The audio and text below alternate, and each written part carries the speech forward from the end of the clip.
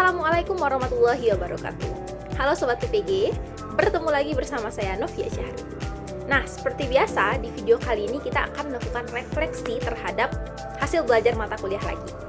Nah, video kali ini akan kita buat untuk merefleksikan pengalaman belajar mata kuliah PPL 2. Nah, untuk itu, teman-teman harus ikutin video ini sampai selesai ya.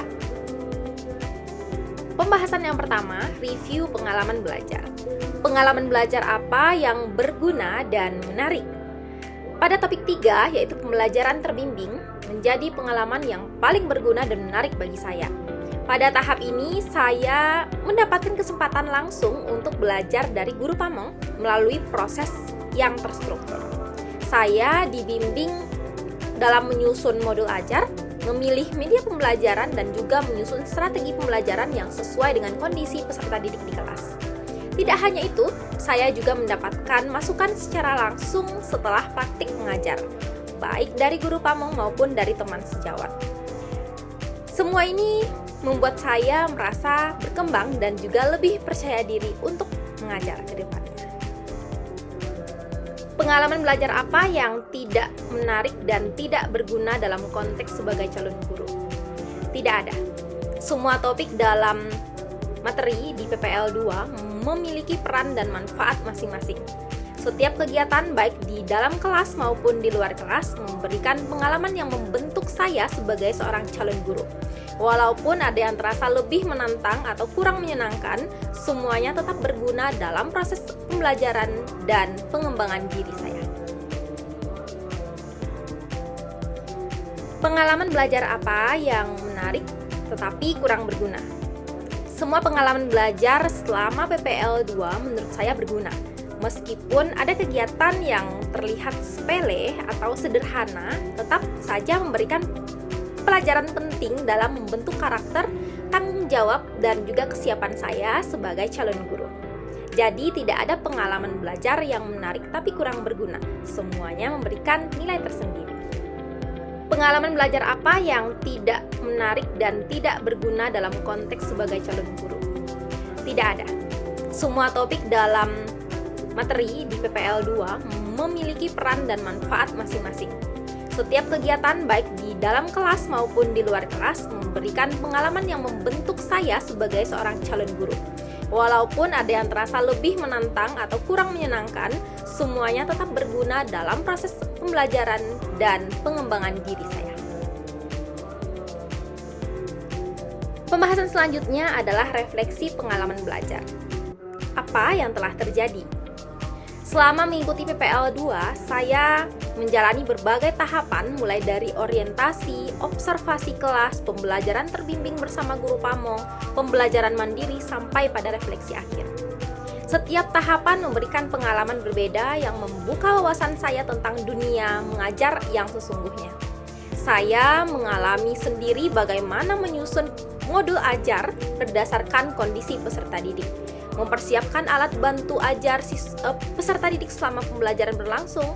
Saya pun juga belajar mengelola kelas, beradaptasi dengan karakter peserta didik yang beragam, dan menyelesaikan tantangan-tantangan kecil yang muncul selama mengajar.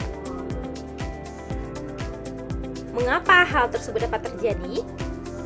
Hal tersebut dapat terjadi karena PPL 2 memang dirancang sebagai pengalaman belajar langsung di lapangan. Dengan pendampingan dari guru pamong dan dukungan dari dosen pembimbing, saya merasa memiliki ruang yang aman untuk mencoba, belajar dari kesalahan, dan juga memperbaiki diri. Sekolah tempat saya praktik juga terbuka dalam menerima mahasiswa PPL, sehingga saya dapat berinteraksi langsung dengan peserta didik dan juga guru-guru lain tanpa rasa canggung.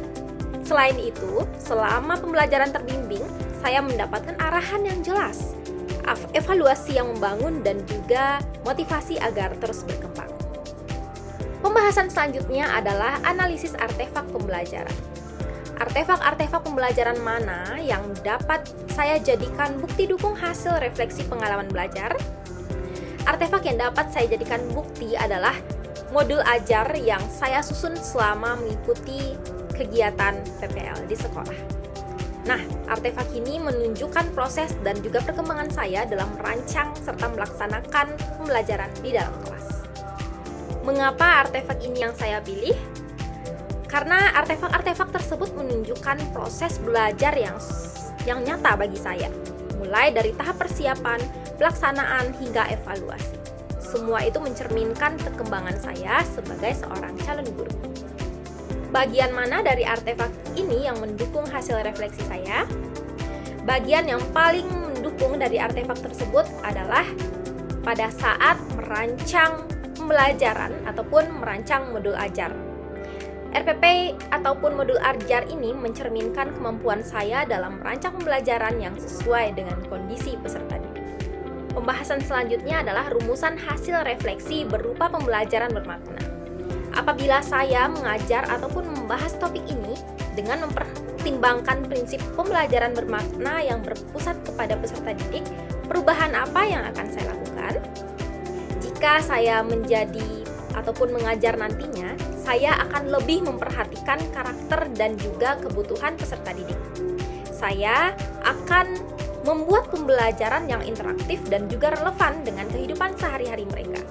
Saya juga akan menciptakan suasana kelas yang nyaman agar peserta didik merasa aman dan semangat untuk belajar. Selain itu, saya akan terus terbuka terhadap masukan, baik dari peserta didik maupun rekan guru agar proses belajar saya sebagai guru tidak berhenti. Sampai di sini dulu pembahasan kita kali ini tentang refleksi pengalaman belajar mata kuliah PPL 2. Semoga video ini bermanfaat untuk teman-teman semuanya. Jangan lupa like, subscribe untuk melihat refleksi mata kuliah lainnya. Sampai bertemu lagi di video selanjutnya. Assalamualaikum warahmatullahi wabarakatuh.